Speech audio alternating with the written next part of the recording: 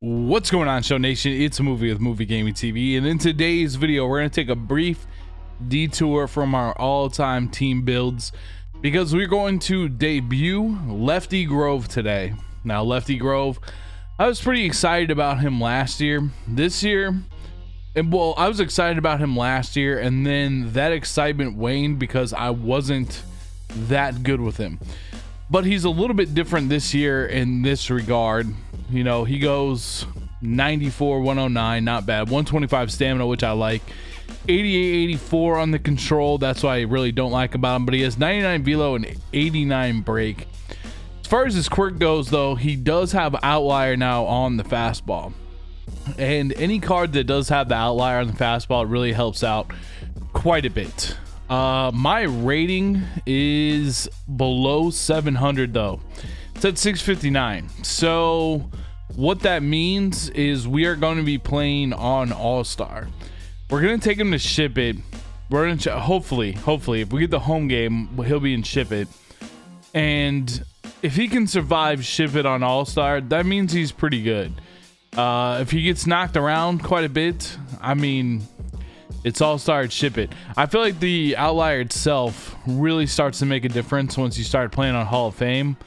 It doesn't make as much of a difference on All-Star, but we'll give it a shot. And if you've never seen this card before, you'll get a chance to see it now.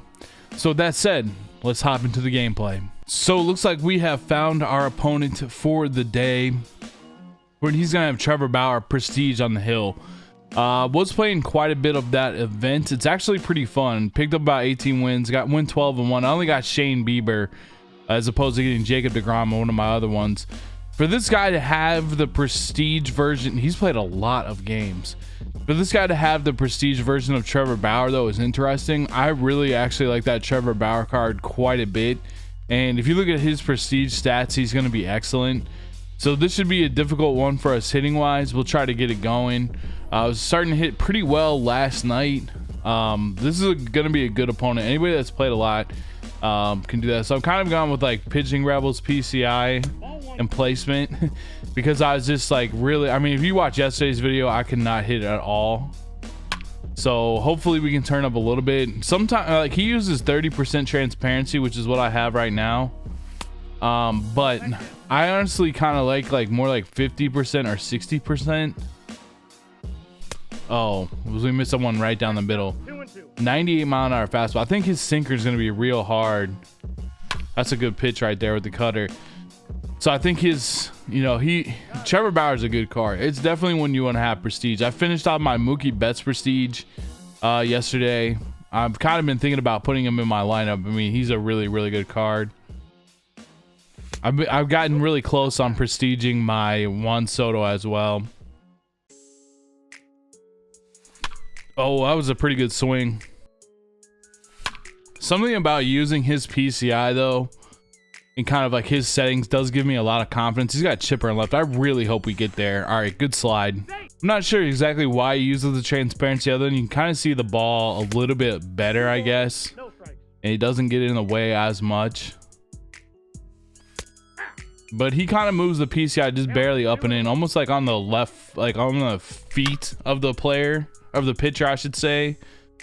So I don't know, give it a shot if you're struggling in the plate. It's helped me out, and he's the GOAT, so it's always good to emulate what the GOAT's doing. That's gonna be probably an ending double play by a step if I could talk. So let's see how Lefty Grove is. We'll pitch with him from the offset, and we'll pitch with him from the strike zone view as well.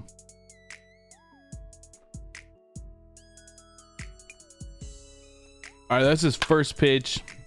He's got kind of a longer motion.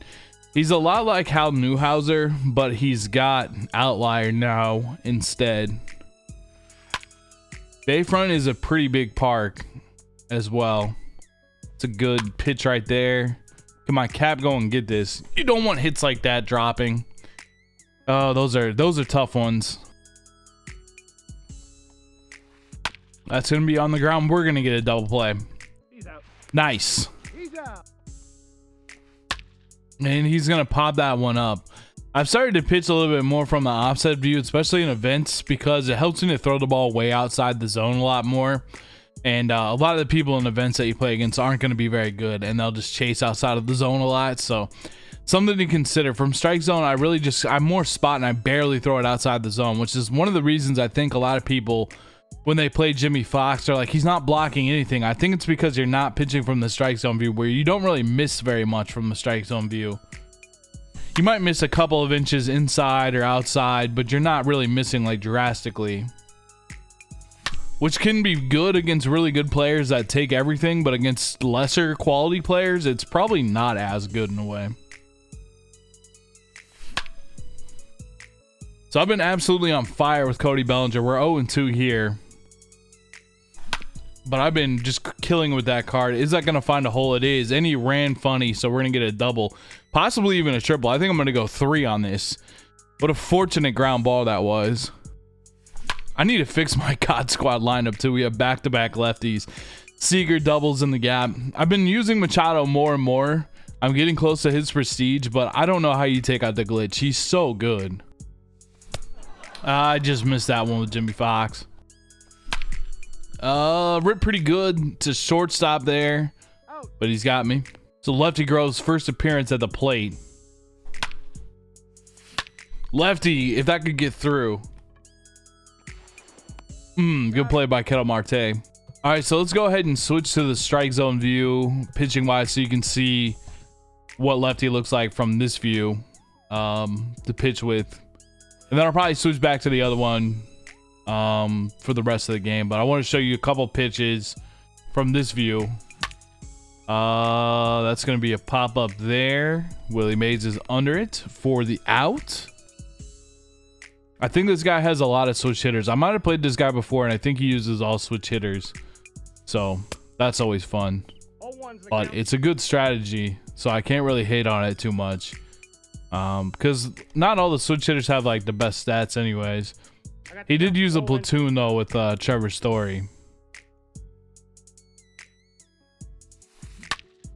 Hit that one right on the nose, but it's right to Trout. See, he's got Anthony Santander. He loves the switch hitting.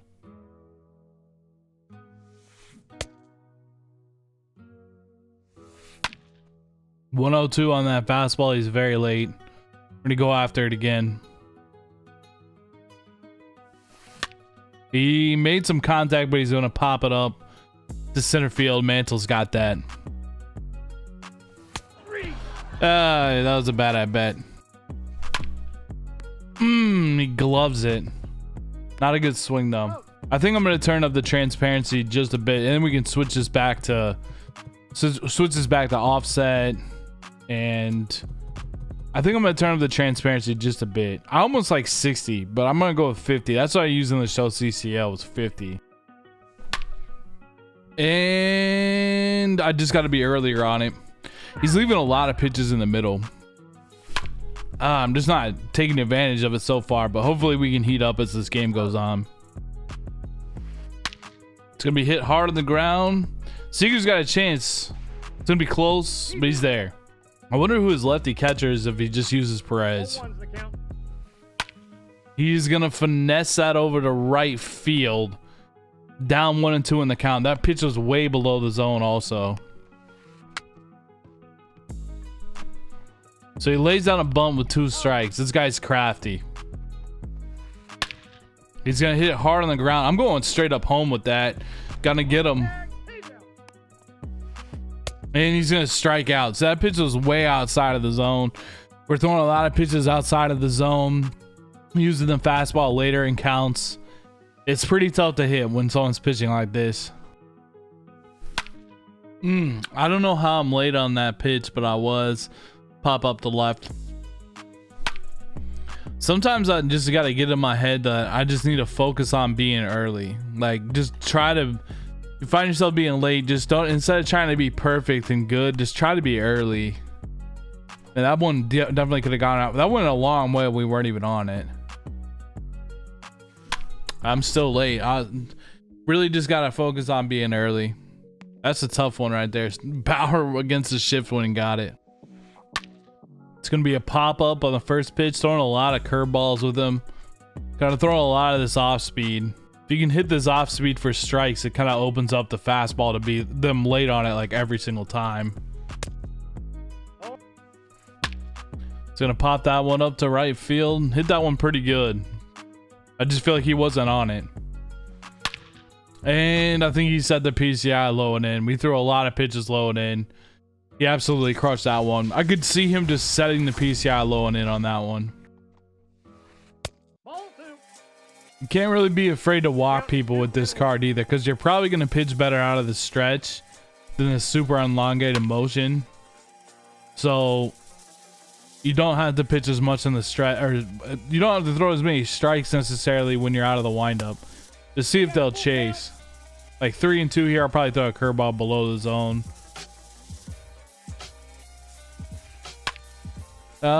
Just caught the zone too much.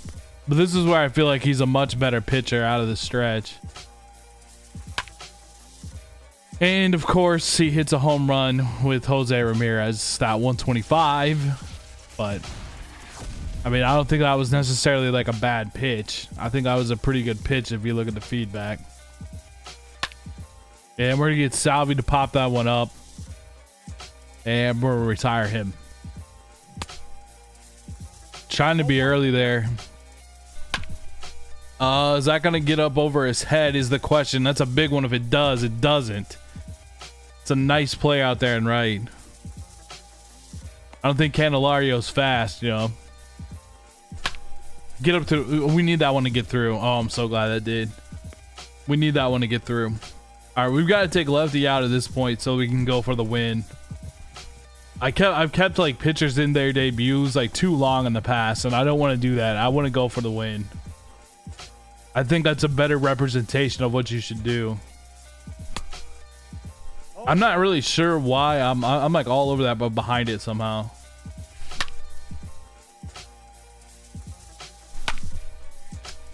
That was definitely a ball, but we went after it. 1 and 2, had to protect a lot of pitches there. That cutter had some good break. Well, if we don't get it done on offense, we're probably gonna lose. The all switch hitter thing is super annoying to face in a way. It's just real annoying. He's gonna keep him Bauer. I do not need that drop, and that's why you need a fast outfield. I mean, that was a foul ball, but that's why having a fast outfield is so beneficial. The one thing that you shouldn't worry about too much if you do throw outside the zone more is that you can pretty much always hit it for a strike. Like, I can hit this pitch for a strike. You might hit this out, but I just want to say it as an example. Well, I didn't even hit it as a strike. All right, we'll catch that. But I think you get the drift of what I'm saying. Just have to read your opponent. If they're aggressive and swinging some out of the zone, it's going to help you out. I don't know if I'm going to get to that. Even with the fast outfield, I can get to that. Probably should play the outfield deep, honestly. Big park. All right, we got to finish them off here. That's a dot of a slider. That is a dot of a slider. Maybe we'll go back to the 30% for the rest of the game. Like, why not? Why deviate from it? We'll just try the 30%. Oh, that's off the plate. Something about it just gives me confidence knowing that it's his settings. It's very strange like that. It's like if you had a friend that was really good at 2K and you started using their jumper. It's like it gives you more confidence. That was a good swing. That ball should have gone flying. That ball, well, I guess I was a little bit late. If I was just a little bit on the side of the other side of good, it would have gone further. Would have probably been like a home run, honestly. For some reason, whenever the lights are, when I'm on a stream, I'm fine, but for recording the videos, I never play that well. I don't know what it is. Like, my bat's always late, and I'm not really sure why that is. I'm not sure why that is, because, you know, it's like I pull off a 12-1 events run where I'm just scoring runs left and right, and then I get on camera, I turn the camera on, I don't know why. I really wish I knew why. I think with the stream, it's like I got the built-in audience, you know, I got the chat going, but with this, it's like, it's post. I don't think that's getting out. I don't feel like I got that very well. That's frustrating. I think it's time to go to a righty. I mean, he's got pretty much all switch hitters anyways, but at least a couple of the players like Story and Perez, they at least are better versus lefties. Just smashes a base hit with chipper there. Out in front of that curveball. Curveball's not even close either. I thought he swung at that, to be honest with you. Oh, that's a good catch by Cody there. Normally my philosophy is to attack the zone, especially versus a good player, because they will just take everything. He's taking 3-0 here. This guy doesn't have a good record, but he plays a lot, so I know that he's not too bad. Walked him there. Been on fire with Jose Ramirez in this. I left it in the middle. Man, he just crushes it with Jose Ramirez. It's tough. Like, you just run out of options of what pitches you can potentially throw when it's the same sidedness over and over and over again. It's like, I finally got a matchup here where I can like actually probably pitch him inside a little bit. Of course, he just stares at a pitch that's off by an inch. This is going to be very close. 59 speed. We have to get a good throw on this. That was not a good throw at all. That's an easy run. We may get him at third, though. Yeah, we did get him at third. I don't know if the run counted. I can't remember if it was 4-1 or what. Regardless, we got to turn up. We only got one run. Man, that is a good pitch. Like, I thought it was going to catch part of the zone. It just did not catch part of the zone. I mean, kind of all over that in a way. Just the PCI a little bit too far to the left. Almost like that would be if that was a sinker, I would have got crushed. But please go out for a home run. Please, like, if we don't get this one, we're not getting any of them. Thank God. He is a really, really, really good pitcher. I got to give him a lot of credit. I mean, that's some good pitching. He's going to bring in Soto. I'm bringing in Gossage. Nice. We needed that one pitch, one out badly. Really can't afford to have him score too many more runs, like, especially until we tie it up. Like, we'll take those. This is a big park. It's a big park. It's not like Ship It where the ball's going to fly out. Gonna have to really put some good swings on it. He swung at 3 pitches way outside the zone there. Way outside the zone. And he's on base. I hate that rule. It is the stupidest rule ever, the drop third strike rule. It's so dumb. Like, he hits a home run. Like, you just it's just so easy to read this game. Sometimes, like, they get a drop third strike, get him 0-2, then 1-2 on some sinkers, and then he just hits a 2-run home run. I mean, that's just a brutal home run when we're out of the inning. Just, it's so frustrating. It's so disheartening. 1-1. Just absolutely brutal. Finally, we strike him out again. Oh, we got our work cut out for us. That was a big two-run home run right on right. I wish I could show you that whole at bat. I mean, so many, like a high and inside slider dot. I don't know. I don't know. I mean, just a little bit off. Something about me playing this guy. I just can't catch a break. I mean, I can't catch a break in ranked seasons. What kind of hit was that? Look where it's pitched. Look at the timing, and it goes for a hit. It's just ridiculous right now.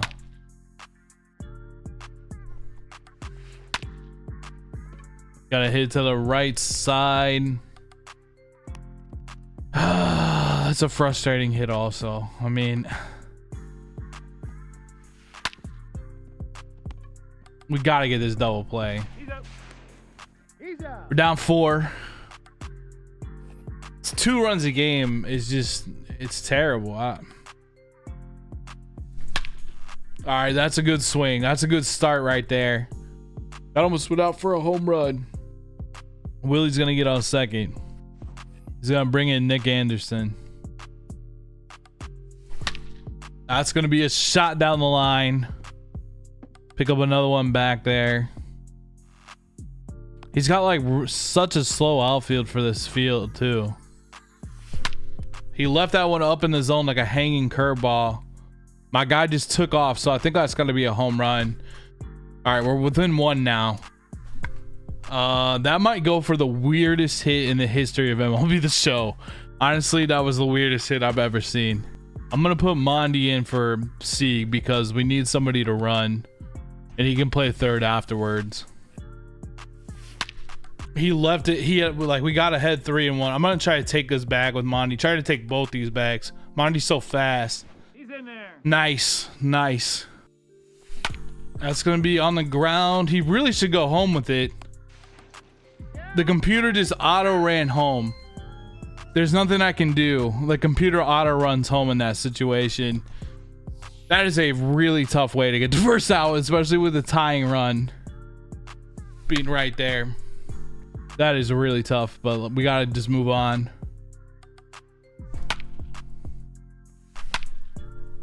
And that would have scored him, you know? That would have scored him easily. At least we can get to third. That is really, really fortunate. But you consider the way he got on, it makes sense. Should have been an out anyways. And we pop it up to lose. God, that is the most frustrating way to lose I think I've ever lost in my life. Because, like, I could tell him to stop, but I think you can run back to the bag and maybe I gotta tell him to stop. The computer just auto sends him there. And he makes a throw. It's such a casual throw too, on 99 speed, and we lost that way. But hey, we'll play another game tomorrow. That's how we roll on this channel. We have daily gameplay uploads. Check out the merch in the description below. Hope you enjoyed the Lefty Grove debut, and I'll see you in the next video. Until then, peace out.